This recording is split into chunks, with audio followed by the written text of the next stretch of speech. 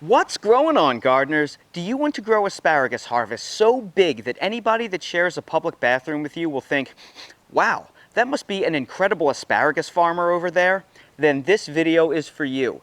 Big spring harvests of asparagus start in fall, and on this video I am going to show you how to prune, overwinter, and care for your asparagus so you have massive harvests next year. If you're new to the channel, please subscribe, hit the bell for notifications, and check out my Amazon store and Spreadshop links in the video description for everything I use in my garden and awesome custom apparel and gear. Asparagus is the very first perennial that I harvest from my garden every spring, with the first harvest coming in early March. It is my first sign that winter has finally ended and spring is here. And what a treat it is. Homegrown asparagus tastes nothing like the asparagus from the grocery store, which is usually bitter and stringy. Homegrown asparagus is sweet, it's tender, it snaps, it's crunchy. It is so delicious that you don't even need to cook it. You can just pluck it and eat it raw. Asparagus is one of the easiest, lowest maintenance, and most productive things that you can grow out in your garden. Even better, they are a lazy gardener's dream and they thrive on neglect.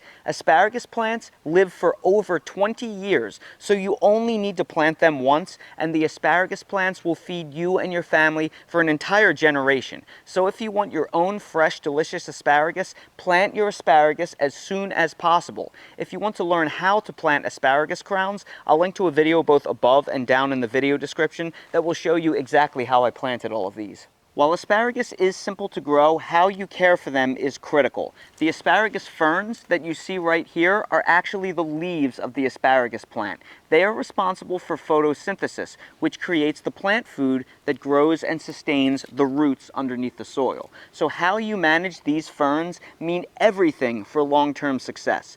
Your success will depend largely on two things: proper harvesting and proper pruning. A common mistake that gardeners often make when growing asparagus is harvesting them too early. Now, when you plant asparagus, you will plant dormant crowns in late winter and they will come to life in the spring. However, you should not harvest any of those asparagus spears the first 2 years. You want the plants to grow unencumbered and collect as much solar energy as possible to develop strong roots. Since these roots are going to survive and feed you for 20 to 30 years, you need them to get as large as possible before you harvest off of them. Year 3 is when you can start harvesting your asparagus. Now that third year, when they first break ground in the spring, you can harvest spears as you wish that first month. But then after that first month, again, you want to stop and let the roots continue to grow and finish strengthening. Year 4 and beyond is when you can begin taking full harvest because the crowns will finally be big and established enough that they can sustain significant harvests like that. But regardless of your asparagus plant's age, you must always prune them properly every year. Another mistake that gardeners make is to cut their asparagus ferns back too early. Remember, these ferns are the source of photosynthesis that feeds the roots of the plants. As long as they are still green, they are still gathering energy for your roots. You want to wait until your asparagus ferns are fully brown to prune them. This will happen after a couple of frosts or after the fall days get so short that they naturally die back. Now, as you can see in my asparagus patch back here, most of the asparagus ferns in the back are brown and have completely died back. But in the front here, you still see a lot of green asparagus ferns. And if this was still early in the year, I would not prune them yet. But it is late November here on the southeastern coast of North Carolina, and tomorrow we're going to get hit by a big cold front, and I'm going to have 3 or 4 frosty nights. So with the cold weather coming, it is going to naturally kill back the last of these asparagus ferns that are still green. So because of this, and it's really nice out today, and I know these asparagus plants are all going to be finished next week, I'm going to prune them now. So if you have a situation like that where you know they're going to get killed back from the cold within a week, you can go ahead and take advantage of a nice warm day like I am today. It's not going to hurt you since the season is over at this point. Pruning your asparagus crowns for the winter is very easy. All you want to do is take a clean pair of pruning shears and you want to cut the asparagus flush to 1 inch above the soil line. Whatever you do, do not cut them below the soil line because you will actually be cutting into the asparagus crowns and that can seriously damage or even kill them. So again, the rule of thumb is flush or slightly above the soil line, never below. So here you can see the asparagus crowns. I'm going to cut that probably about 1/2 inch above the soil line. And then we will just pull them right out of there. And we will do this in an assembly line motion, cutting all of the asparagus either flush or slightly above the soil line for the entire bed. Okay, all of the asparagus has now been pruned properly, but one thing that you will notice is there is a lot of weeds in this bed. And that is because asparagus can grow so vigorously that it gets really hard to get in there and weed throughout the growing season. So it is really important, now that the season is over, that we clear out as many of these weeds as possible so they don't go to seed, reseed the ground, and then you'll have a whole lot more weeds in the springtime. So I'm going to go through here and I'm going to pull them all out, dispose of them, and then I'm going to fluff up the soil and even everything out so everything looks really nice. Now that the crowns have been pruned and the entire area has been weeded, we are going to bury all the crowns in 2 inches of compost. We are not going to add any fertilizer because these crowns are on the verge of going dormant. So if you put a whole bunch of fertilizer in your soil right now, you wouldn't really be fertilizing anything uptaking nutrients. Compost is all we need because it will not only help insulate the asparagus crowns throughout the winter, but it will provide all the nutrients they need for when they start waking up in the spring. So I'm going to take these bags of compost and I'm going to dump them on top of the crowns and spread them around until they are all covered with 2 inches of compost. And the final step is we will mulch our asparagus crowns with 3 to 4 inches of an all-natural mulch. And this is important for 3 different reasons. It will suppress weeds from germinating, it will insulate the crowns from the cold, and it will also lock in the moisture and protect the area from drying out over the winter. Now, this is especially important to do if you live in a climate with a very cold winter or with a very dry winter. But here where I live, on the southeastern coast of North Carolina, Zone 8B, we are neither dry nor cold during the winter, and I still do it. I consider it critical even in mild winter zones that gets a fair amount of rain. So make sure that you do it. Now, when it comes to what mulch you can use, any kind of natural mulch is going to be just fine.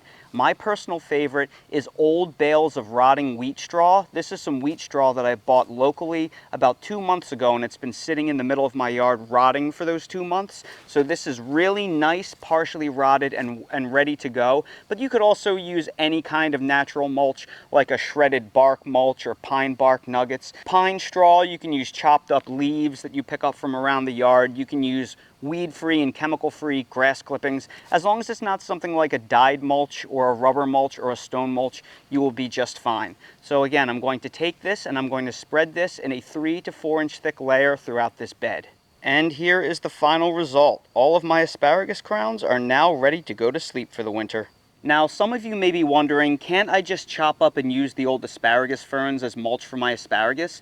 And the answer to that is yes, but it's not my favorite, and I'll tell you why. The dried up old ferns, they're kind of wood-like and crackly, and they don't break up very easily, and they don't break down very quickly. So if you use them, chances are they're not going to break down much over the winter. It's much better to use some kind of bark mulch or straw in order to insulate your asparagus patch, and it'll also do a better job of suppressing weeds. Another thing that you don't want to do is some of your asparagus may be female. They'll have little berries on it, like you see right here. And these contain asparagus seeds. So if you were to mulch with the female seeds, it would seed the ground and you'd have little asparagus coming up as weeds all over the place. And that's not really something that you want because your asparagus patch should be planted very orderly with the crowns. It shouldn't be all intermixed and growing at different rates. So that would hurt you if you did that. What I'm going to do is I'm going to let all of this dry out and get hit by the next couple of frosts over the next few nights.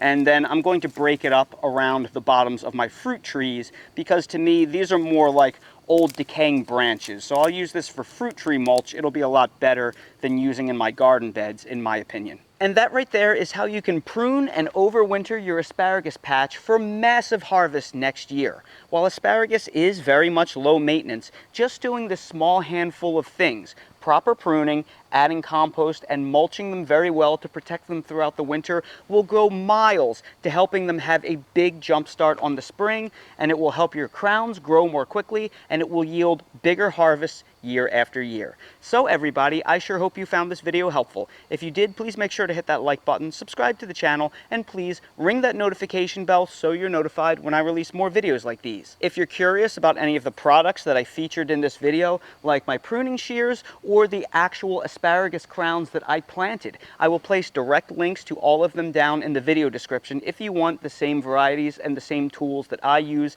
Everything else I use in real life in my garden are all linked down below in my Amazon storefront link in the video description. So expand the video description, click on the Amazon storefront link, and you'll see everything I use in real life. While you're down there, please check out my Spreadshop link for custom merch if you want to support the channel. If you have any questions about the things I discussed in this video, ask them down in the comments below. I will do my best to address them. Thank you all so much for watching, and I hope to see all of you again on the next video.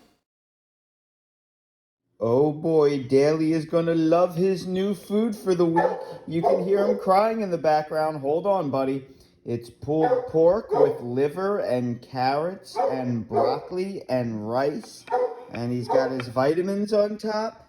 Somebody's hungry. Come on, Dale. Come on. Oh, this is gonna be so good.